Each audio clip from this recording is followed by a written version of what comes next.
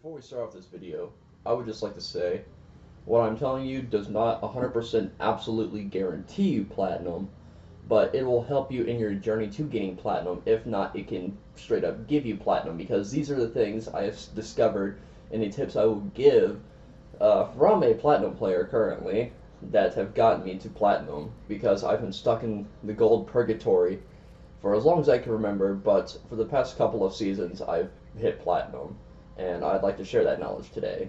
Thank you. This is my account, and to show I am credible, I'm on the website R6 tab, and I'm showing y'all my stats and my rank. I have been platinum all for 3 out of the 4 seasons on year 4, and I am currently platinum right now. So just to show I'm a fairly credible source, here you go. This one's gonna be kind of fairly short, but it's gun skill. Gun skill is really, really important in this game, because it's what determines you winning gunfights or losing gunfights. It requires you having to make split-second decisions, and your accuracy depends on it sometimes.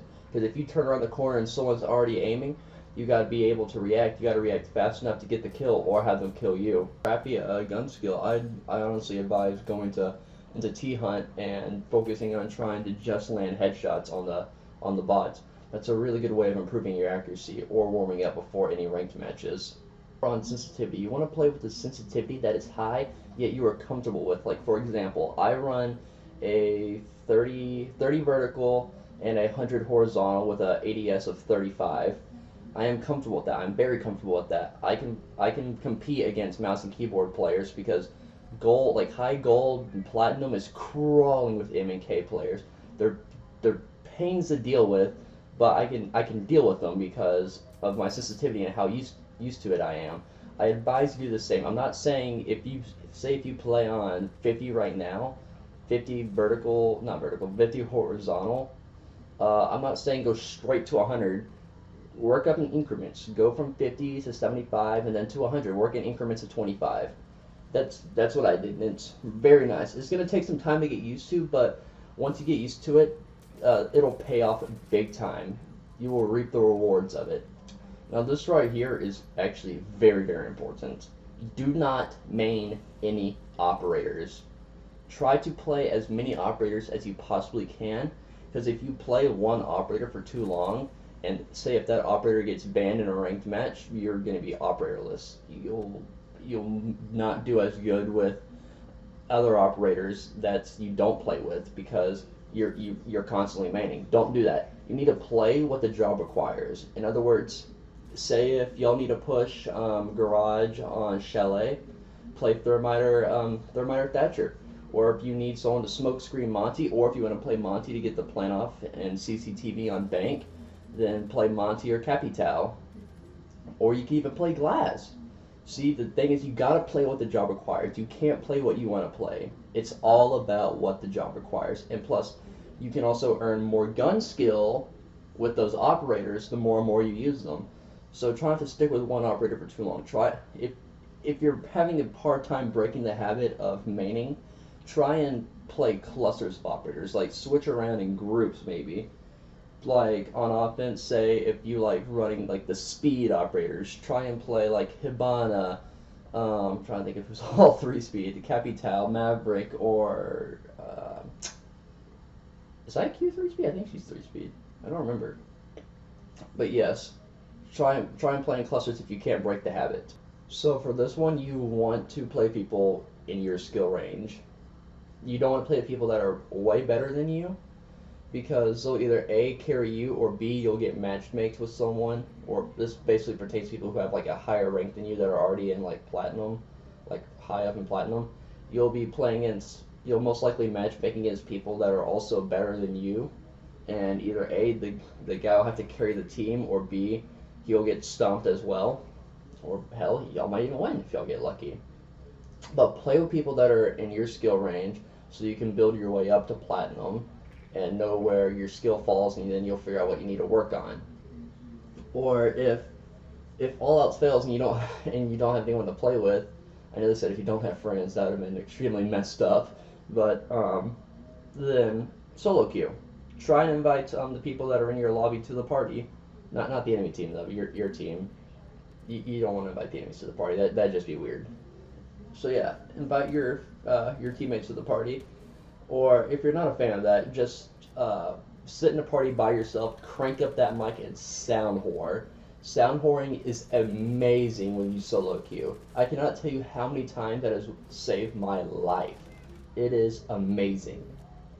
Alright, the banning operator system in the game was put in here for a reason. And it's not just ban Jackal, Cavi, Echo, and Clash, or or interchange the last three I said all the time. You need to ban operators that are map specific. Like say if you're playing on bank and you're on defense, you want to ban Thatcher or maybe Monty, so they can't blow up the wall and start planting with Monty. Or say if you're on offense, you might want to ban Mira or Valkyrie because Mira can watch that wall and she can wallbang you through whenever she tries planting, or she can lob her nitro cell. Or Valkyrie's just a freaking amazing op to have on bank because she can throw cams in basically any spot and cover any objective on the map, which is really big tool to use. So yeah, ban operators that are map specific, and I could make a video on all the operators that are map specific if y'all want me to, or if y'all want to, y'all can look up another video of operators that are map specific. Now this tip is kind of broad, but you're going to want to have to study how people play, because how people play is how you can easily get some free kills. Say if you're sitting in a corner and it's down to a clutch situation and there's a window or a door, you got to think of how that person will take it. Are you in an obvious corner? Are you in an obvious spot? Are you holding an obvious angle? Can he shoot you? Do you know if he has any lines of sight? Do you know where he is? You got to think about, half this game is physically getting into the gunfights, the other half is mental. You got to think, okay, how can I outsmart the enemy? You got to be one step ahead of them all the time. Make sure you're not in any obvious spots, or if you are, make sure you got more HP than him, or pre-fire the area. Pre-firing an area when it comes down to like the last 10 seconds is amazing, because then they can't push from there, and then if you need to, you can push back and fall back and reload. And if they can push into the objective, they'll barely have enough time to get the plant off. Whenever they try to get the plant off, you can push in there and kill them, or they can hop off there, and the time will run out, and you win. Or get a free round. Not win the game, but I mean, you can do that in round 9 or round 4, whichever one. So yeah, on to the next one, and the final one. The final tip I can give you is strategize. If you're roaming or sitting in the objective, think about all the possible ways you can escape an area if things get hot.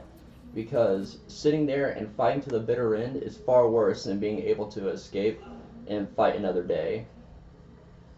So make sure you have, not make sure, but if you have impacts on you and there's a soft wall, bust that and run.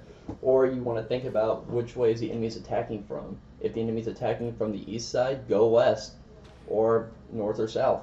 There's any other ways you can go, take that advantage. You need to strategize and think of where you can run to, just in case if you think you can't win a gunfight, or if you know that multiple people are going to push you. But if they are trying to push you and you feel brave or ballsy, what you could do is try and step at an angle. Think about where they might expect you to be sitting and sit in the opposite side, because they're going to try and push and they're going to be clumped up together, and you could possibly get a double kill, hell, maybe even a triple kill.